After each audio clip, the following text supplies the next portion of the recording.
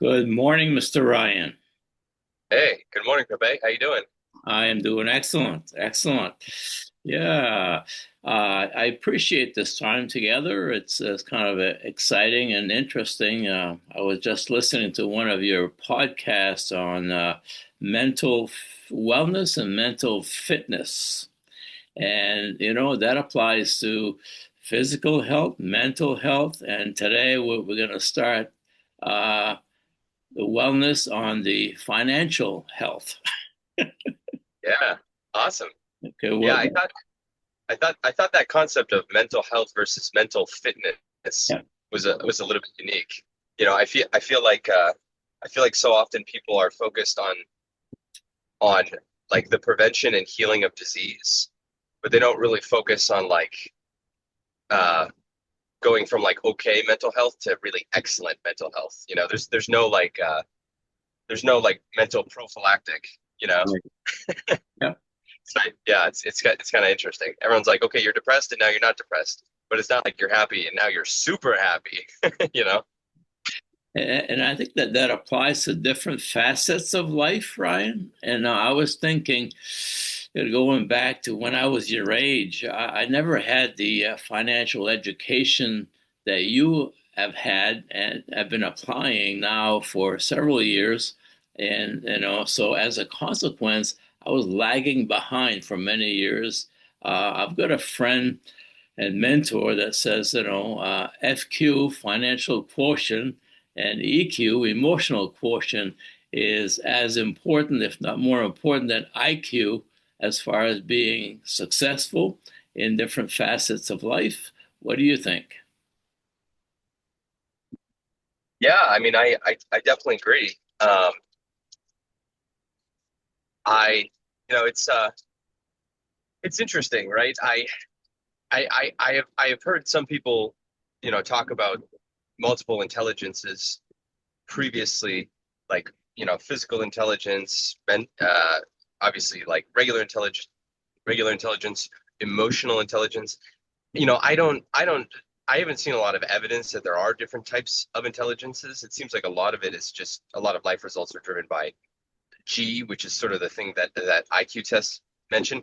But what I do know is I do know that education is important, and even if you have a high IQ, you still need to understand how money works to be able to work with it successfully.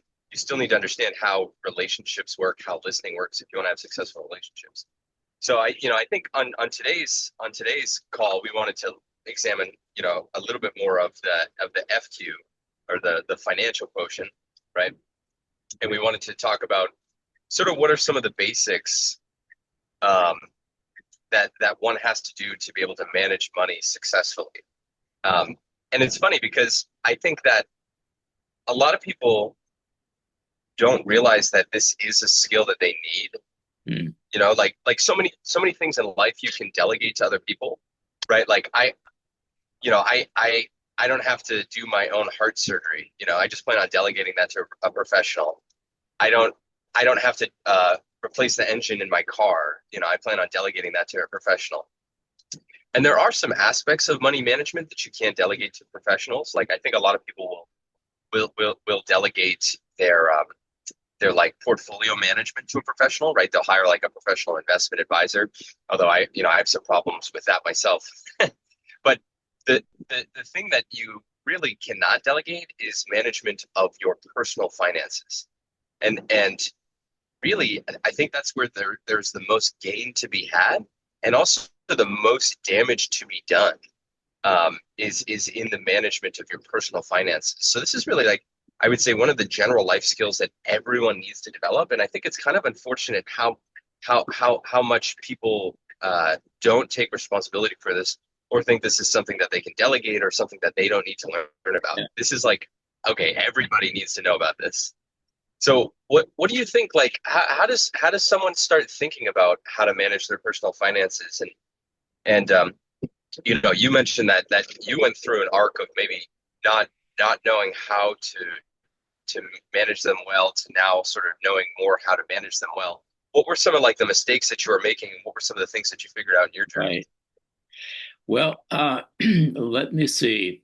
back when I was about your age, I guess, I was just got a master's degree in the field of adult education, was working at the university controlling their evening and programming, evening division, summer schools, and all that stuff. And I started a secondary side hustle, a business. And, back then we didn't have electronic transfer, so we had to make checks and stuff. And then I realized that when I was making checks, I was bouncing checks pretty often. And here I was working at, higher institution of learning with degrees. And so my banker calls me in. He said, "Ray, do you know how to reconcile a checking account, a checkbook?" And he sat me down and he showed me how, how to balance and figure out how much money I had in a checking account. And that's basically going back to, oh my gosh, that's lack of education and then lack of knowledge. And it was Yeah. too funny. And then I started off with there. And then, Ryan, the other mistake I did real quickly is using credit cards as a means of financing or maybe building my business. And then credit cards should be a tracking system and not a source of income. So between those Mm. two, not being aware and getting myself in financial trouble um, by a lack of knowledge and bad habits, it all started there. And then I got involved with some mentors that started to teach me how to be aware of money, how it works, where it's going, and started to track my expenses and where money was going. So that's where I was, and kind of total lack of education, I guess, or knowledge. So I had to learn this. And what age were you when you started sort of making that turnaround? Was that like age 30, or was that your mid 30s?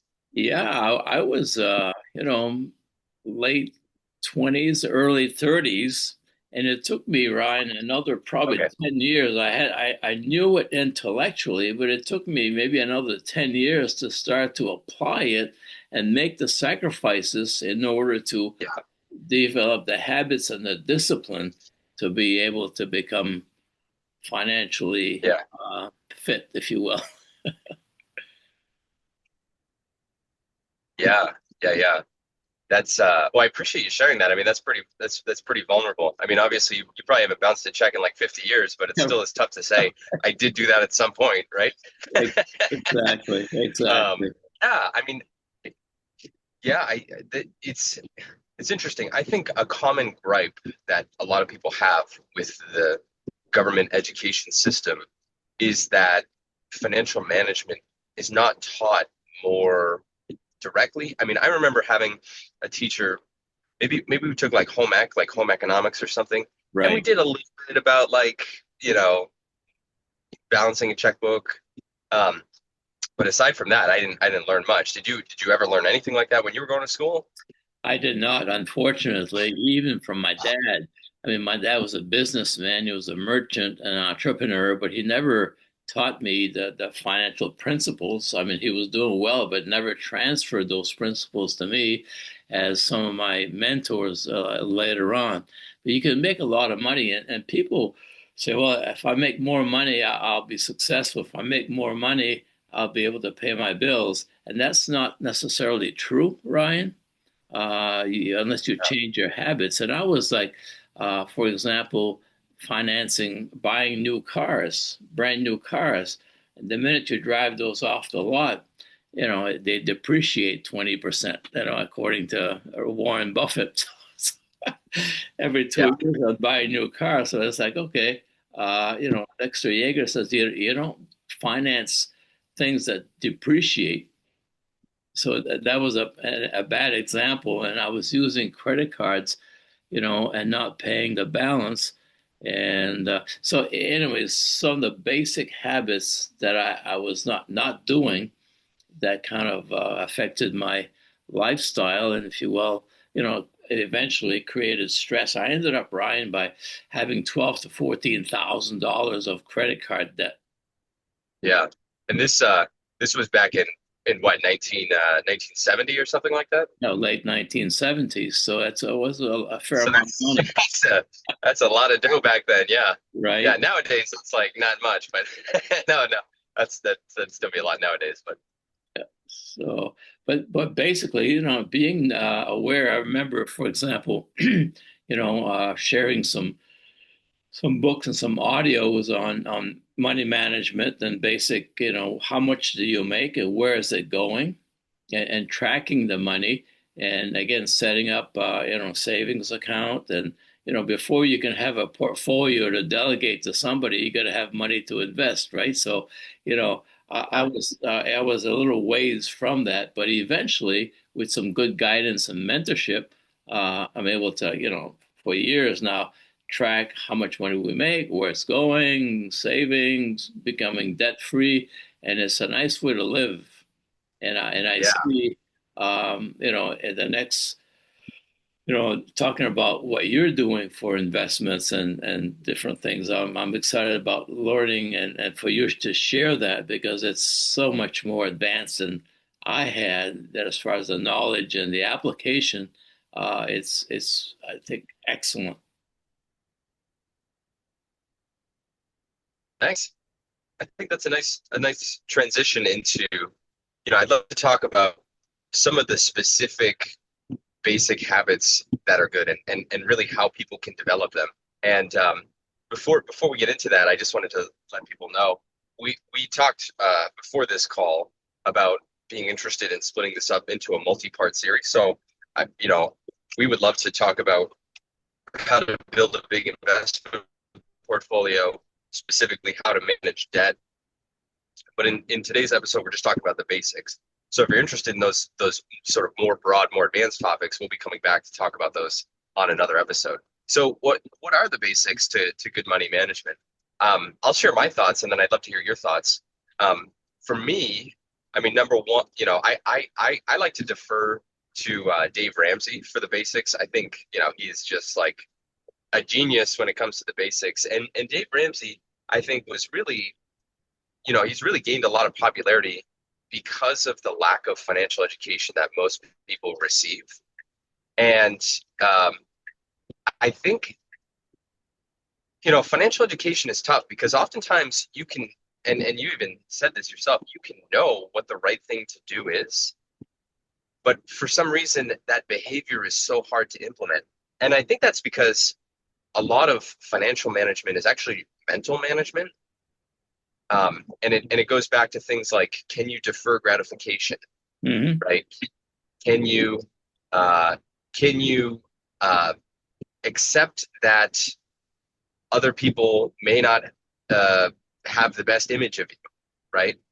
Because oftentimes when you're saving money, you're driving not a new car, and you're living in a small apartment, and you're not going on fancy vacations. And a lot of people can't really handle that. They want to look like they are successful to other people, and so they will dig themselves sort of into a financial hole. Anyways, I said I wanted to get into the basics, but I kind of went on a philosophical tangent. So the basics, to me, number one, it's you gotta have income, right? So if you don't have a job, get a job. Um, and I think getting a job is a great place to start. I know you and I are both business owners, and we recommend business ownership. I don't know if I would recommend business ownership as a place to start with an income. I think that employment is a good place to start if you currently have no income. I think you'd probably agree with that.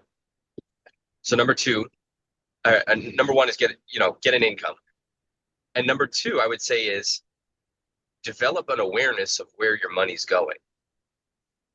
And thankfully, we now live in 2026. There are a ton of digital tools that you can use to track your money. Um, it almost puts it on easy mode. I mean, really, I don't, if I was back in managing my money in the 1970s, I wonder if I'd be doing as well as I'm doing now. Some of the tools that I know of that are popular, there's a tool called YNAB. It's an acronym that stands for You Need a Budget. Yeah. That's the tool that I personally use, and it allows me to know where every single dollar that I spend goes. And I actually have awareness of every single dollar I've spent for the last 4 years. So if you ask me, hey, Ryan, can you tell me exactly what you spent in 2023? I can pull up the report and I can say, hey, here's what I spent on groceries in March of 2023. That kind of awareness is just incredible. Another tool that I know of is called Monarch Money. I've heard pretty good things about that one, Monarch Money. So number one, get an income. Number two, develop an awareness of where your money is going. And then I would say number three, the number third basic step is make it so that your expenses are lower than your income, right? And a nice place to start with this, I would say, is 10%. Shoot for saving 10% of your money. And that's like, I would say, like level one financial management is like have an income, know what you're spending, save 10% of your income. What do you think of those three baby steps? No, I think that's the foundation of starting to create some lifestyle, and the key thing is delayed gratification, and stop comparing ourselves to other people that could be look like they're successful, but they could be in debt up to their eyeballs. Yeah. So the key is If you really knew what was going on behind the scenes of the people that you were admiring, you would not be right. admiring them. Right, Yeah. exactly. Right. I've seen people finance um, weddings and finance honeymoons, and I've seen people put stuff on credit cards, buying new vehicles, trips. Taking again, the process of delayed gratification to me is very basic and unique, and it's hard to develop because you're always, people tend compare themselves with other people. So that's basically, yeah, definitely live below your means. And I know you were doing that, Ryan, when you first started to work. And I know your brother Matthew has done the same thing over the years, even as a young guy. I said one time when he was starting to work, I said, Matthew, you're making money now. Where's your money going? And he took out his phone. He says, Pepere, he said, I know where every cent is going. And before I buy something, I save for it. I said, "Oh my gosh, at 17 years old, I wish I would Yeah. have known that." And Yeah. also, like you followed your example. And I remember one time when you started this business, as a matter of fact, you were able to live 6 months on your savings because you were living below your means, and you use that money as an investment, your salary as an investment to buy shares in your business. So very few people have the discipline to do that. So it goes back to habits, discipline, and knowledge, knowing where your money is going. Yeah, that's great. Yeah, I totally agree. One suggestion that I would make to add on to that too, and I think, Dave Ramsey's popular for this. There's also a great book that I read that I would recommend called The Automatic Millionaire by David Bach. Did you Yeah, ever read that book? I did. Yeah, I mean that book is excellent. I think my takeaway from that book is that, and I think this is what I'm planning on teaching my children as well. For most people, you can't depend on willpower, right? So if you are planning on like saving money through sheer will, you might find that to be challenging, right? The lesson from the automatic millionaire is that um, you need to set up something that is sort of beyond your individual willpower, Yep. right? So and Dave Ramsey suggests doing this too, right? He has an envelope method, right? So he says don't use your bank accounts. Take all your money out, put it into envelopes for the categories that you plan on spending. And the benefit to that is that when you feel the impulse to buy, the money's at home and you can't spend Right. it. you know? So if so okay, putting this into like practical action, when you are employed, what I would suggest doing is splitting your paycheck into a checking account, which has money that you can spend, and into a savings account that you don't have convenient access to. And that friction between you and the money will often be enough to prevent you from spending it. So, and this is also why I would recommend contributing to like an employer retirement plan, like a 401k or an IRA or something like that, if you can put like distance between you and your money, you make it far less likely that you'll spend it. Now, nobody wants to think that they lack self-control, right? Everyone wants to think, "Oh no, I mean, I'm disciplined, right? I don't know about other people, but I am disciplined." Right. Um, but I think like a winning plan for most people is to plan on not being able to depend on discipline, not being able to depend on willpower, and instead designing a system that Hmm. makes saving money easy, you know? And putting it, Ryan, on automatic mode, like so much Yes. money is going into your car account, your savings account automatically, so you don't have it to spend, you don't see it, and also be aware. For a long time, one of the guys that you talked about calls it the latte factor. People stop by, get a coffee and a muffin in the morning, and it's probably $5, $6. If you stop at the convenience store, it's probably 8 to 10. If you stop at Starbucks, you do that five days a week. That's $50 a week. That's $200 a month. Right. Times 12, how much money is that? That, people are just spending, with no value whatsoever, you know. Yeah. And the key is, being aware and again, setting up systems and to see where your money is going, setting up savings account, and then starting to pay for things cash. Don't use credit cards as a means of income, and eventually set up. I mean, most people make car payments, and I said, why not, design a system where you're going to pay for it anyways. Pay it off, and then start to pay.